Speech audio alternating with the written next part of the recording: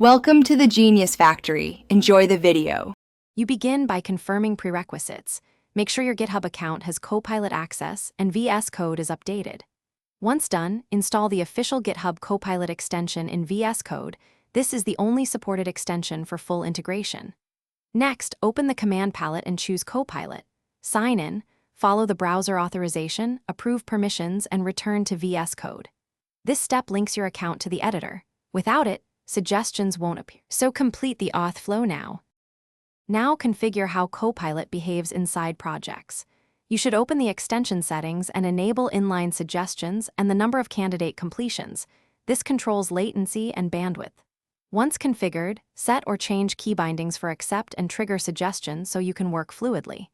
Make language-specific tweaks too, for TypeScript, Python, or Markdown, so suggestions respect your style.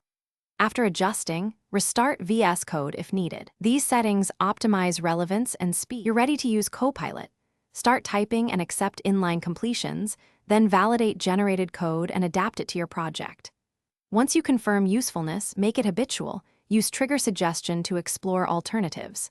If suggestions don't appear, first confirm you're signed in, the extension is enabled, and network access is allowed.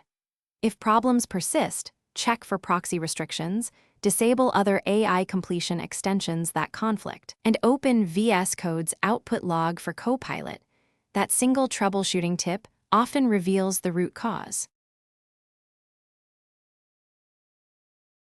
Thanks for watching. If you found this helpful, don't forget to like and subscribe.